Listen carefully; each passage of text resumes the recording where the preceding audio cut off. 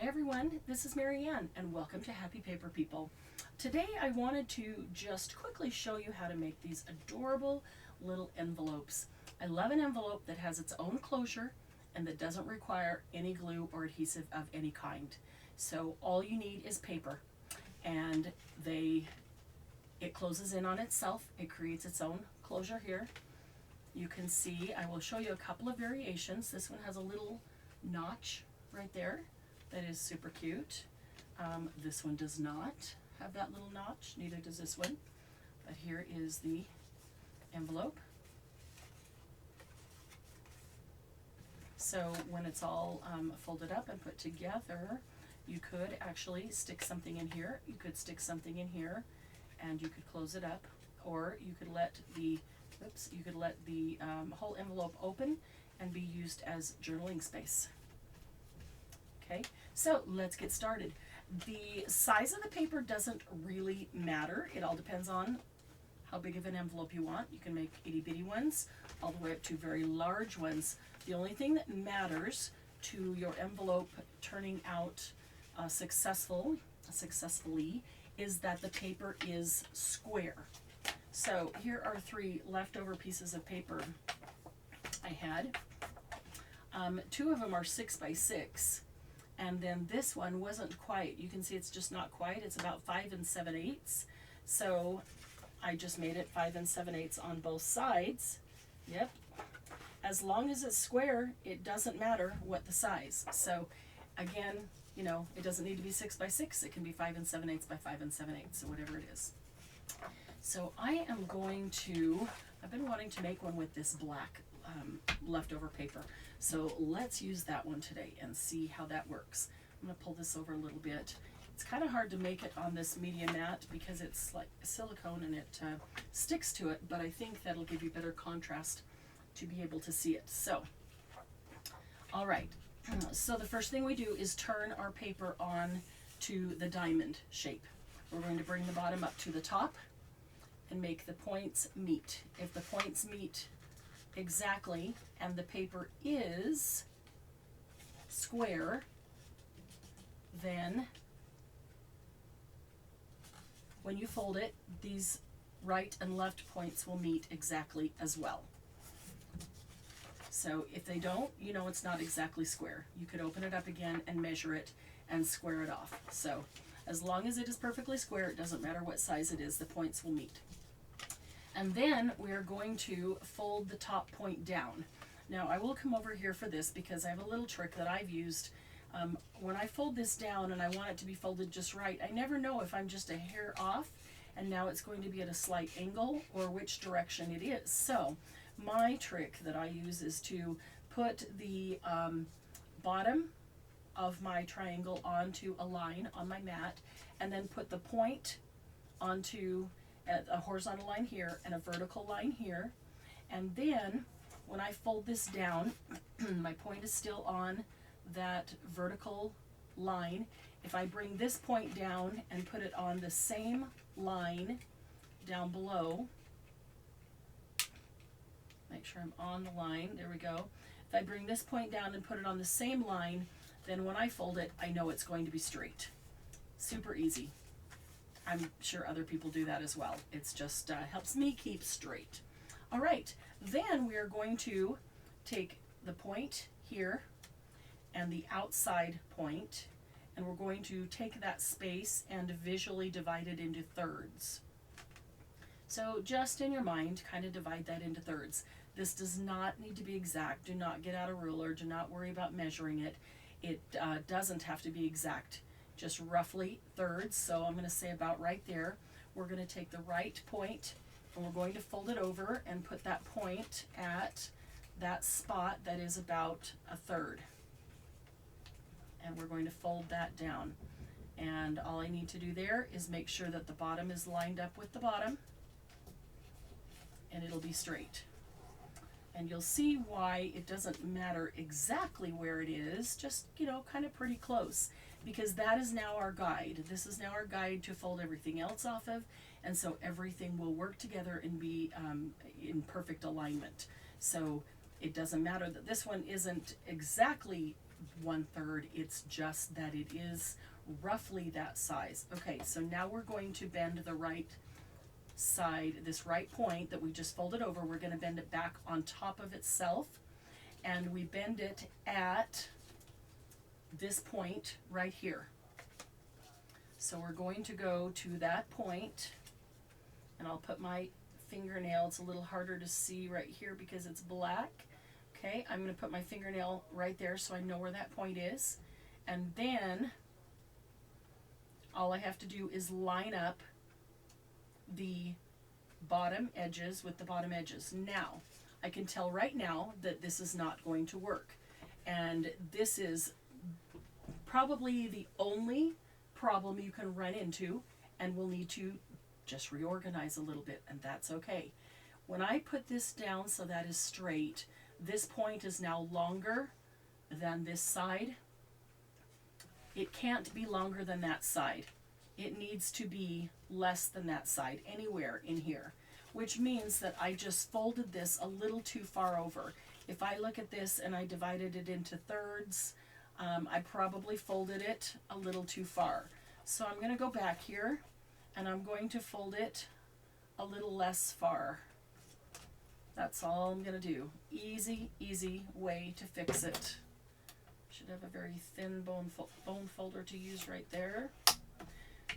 You can use cardstock for this, but I would recommend light cardstock. Scrapbook paper works great, single-sided or double-sided. Either one works well. Okay, so I've refolded that so that it is not quite as far out. And now I'm going to fold this back on itself. I still want to fold it at the point. So let me find that point right here with my fingernail. Mark that. And then when I fold it, I'm going to make sure that the bottom lines up. Okay, so I folded it at the point right here. Folded it back on itself. And the only thing I have to line up is the bottom. Make sure that the bottom lines up. And by doing that, I know my fold is straight. Now, you see this time when we folded it, it was less than the length to the edge. So it's inside, which is exactly where we want it to be. Okay, now we're going to pick up the left point, and we're going to fold that one over. The right one is now our guide. We're going to fold this one over and line up point to point. And that's why it doesn't matter exactly where the first one is folded, because it is the first one. The next one does matter, and we're going to line that up with the right one exactly point to point, because the right one's now our guide. Burnish that down just a bit. Okay, so now we have this. Right, so now we are going to unfold the right one out here, and the question has been asked, why would I even fold that if I'm going to unfold it now?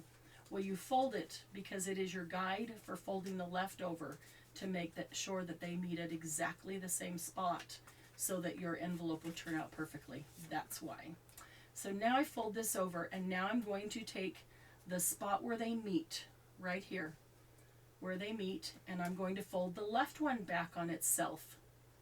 And to make sure that you fold it straight here, just make sure that the bottom is lined up. So I know that that's my point on top. If I make sure the bottom is lined up, then I know that they are folded straight. My fold is straight up and down. Okay, that one is going to remain a fold, so I'm going to burnish that one down. All right, and then I'm going to pick it up and separate it. Put my finger in the middle of it. Now it looks like a little beak. And I'm going to take this point, and I'm going to open it all the way down to the bottom point and smash it flat. So I make a little diamond right there. Okay, and then I want to fold the top down. Now I've got this piece inside here. I could put something inside there, inside here. I'm going to use that as my mark for folding. So I'll set it down and put my fingernail there, and then just roll it a bit to get it started. And then it's easy to turn it over and fold it. And I like to fold it on top of the little diamond in the middle so that I know that it is centered and it will fit inside of that little diamond. Okay, so I'll burnish that down a bit. And then I stick the top right down in the closure. And it creates its own closure right there. Cute little envelope. Now, I'll give you a couple of other options just on the closure here, if you would like to. My favorite option is to take this little diamond. You do need the diamond first, and then just fold it in half inside so that you are folding from point to point, and then just bring it right back.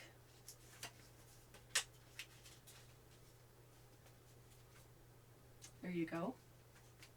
And now it's a half a diamond. I like that closure. Another option is to take this little diamond and put a tiny little slit in the center, and then cut out a little piece on the right and a little piece on the left. And you get a tiny little V in there.